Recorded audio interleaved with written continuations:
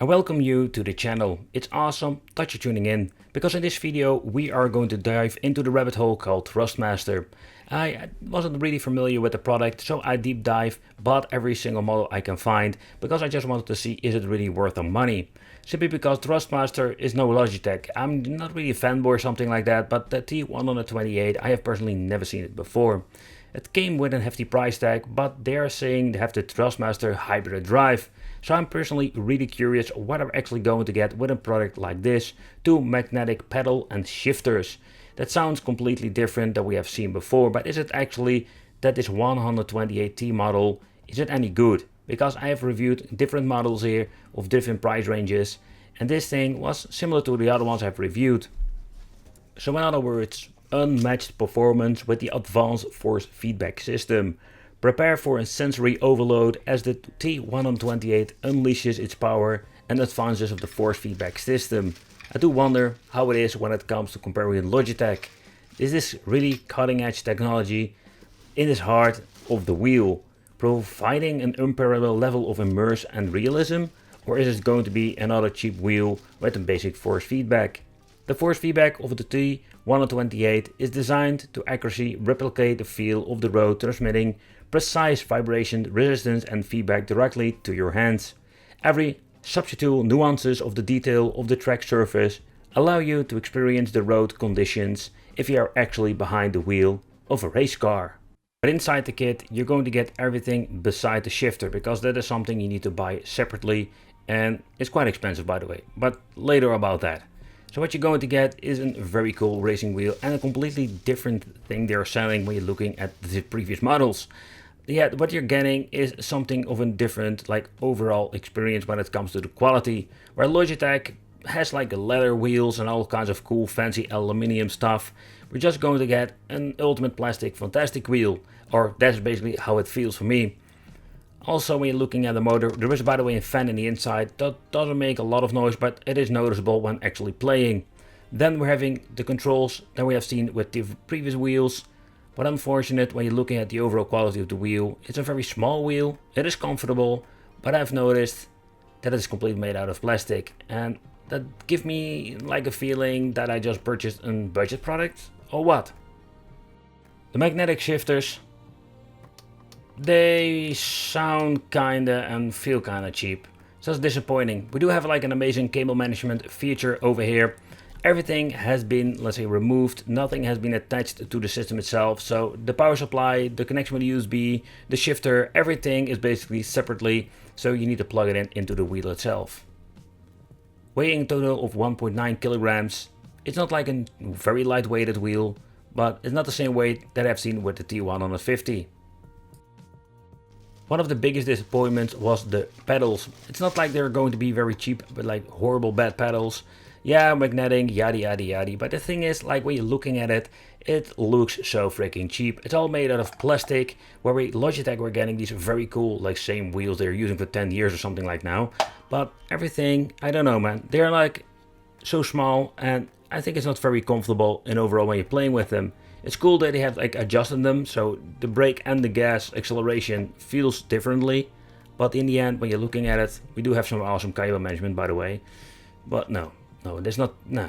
I was really disappointed with this, I can tell you that. Let's open it up, and always be very careful with a knife at home.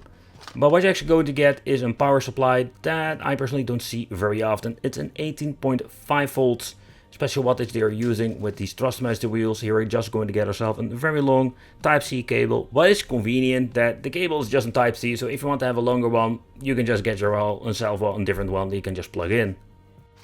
The construction that you're going to get with the racing wheel, putting it on your desk, is not the old school suction knobs that we have seen before with old racing wheels or cheap wheels. No, we're going to get ourselves a very nice construction that we have seen with different racing wheels. Now with the modular system, we need to put every cable in a certain position. And yeah, if you love cable management, you're going to like this. But before we're going to assemble this thing, we need to put all the cable in the right position. Yeah, it's the same thing that we have seen many times before with all the different racing wheels that we've reviewed here. The device looks kind of similar to the Hori wheels, but the Hori is slightly different, but I think it's a very cool and very interesting way to assemble it to your desk, and it works quite well.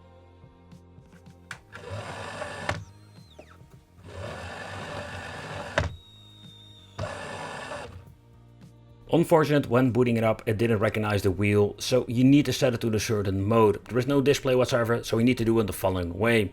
What you need to do is holding the Mo button for 5 seconds. When it starts blinking, you need to hold the Mo button. Yep, I'm pressing right while we're changing the color. Changing the color to the one you're needing. And so far I understand, blue is for PlayStation. And that's it. It will reset itself, recalibrate, and then we can actually use it on the PlayStation 5, but also PlayStation 4, of course. There we go. Let's see, it's booted up. Press the logo to boot it up. And there we go.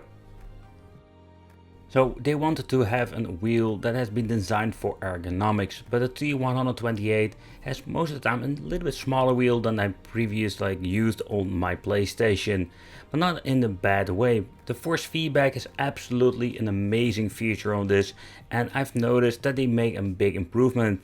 And overall, the experience in combination with Project Cars 3 was just great. We're unfortunate the wheel is made fully out of plastic, so far I understand this. Yeah, this thing does have like a robust feeling to it. For me, I find the overall experience a little bit disappointing, especially when it comes to the shifter I already mentioned before. The shifter is of course a feature I personally use a lot in the previous, like say, racing games. But unfortunately when it comes to this, the feel is not the same with my Logitech, for example, where we have these very nice RVS special shifters. The overall experience is not bad at all, especially when it comes to the force feedback. The motor, the rumble, everything is absolutely great with Project Cars 3. But there is an option with Thrustmaster to bring this experience to the next level.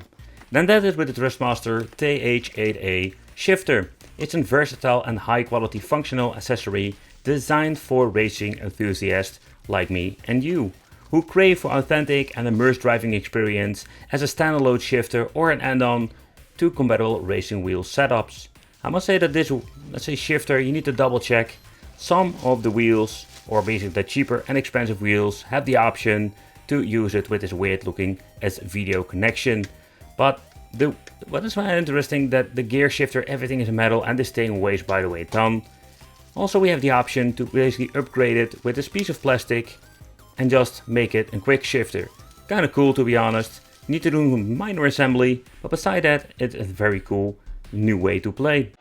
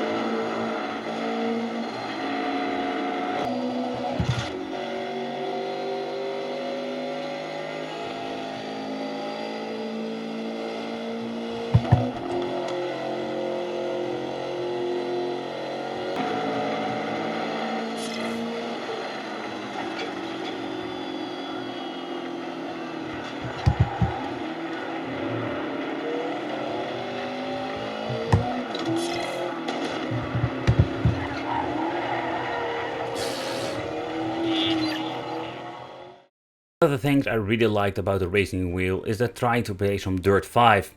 Because this thing is absolutely crazy when it comes to Dirt 5 with the rumble and the force feedback feature. Depending what kind of game you play, it also depends really what kind of experience you will have in the end. Dirt 5, I find it a very difficult game to play. It's a very huge learning curve, because really I love it, but it's so difficult with a controller, and even more when it comes to the racing wheel. But the force feedback will give me like an absolutely nice way just to actually know and feel how my car responds. Where I personally really enjoy myself some racing games on my PlayStation. You can also use this thing on the PC if you want to. Yeah, the problem is what I had is the overall build quality. So let's start with the pedals and also the wheel itself. The wheel, I must say the overall quality, it feels kind of cheap, and it's even more horrible when it comes to the pedals. Don't get me wrong, the pedals itself do play very nicely, but the way of this thing, how it looks and it moves around on my floor, I don't like it at all.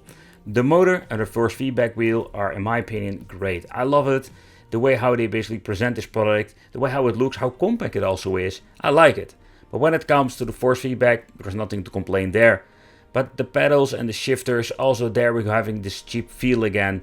And that is what I find really disappointing, especially when you're looking at the price tag that comes with it.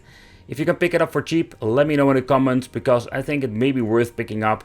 But then again, there are so many ways you can play nowadays when it comes to Thrustmaster, Logitech and other brands. Thank you all for watching, and it will be great to see you in the next video.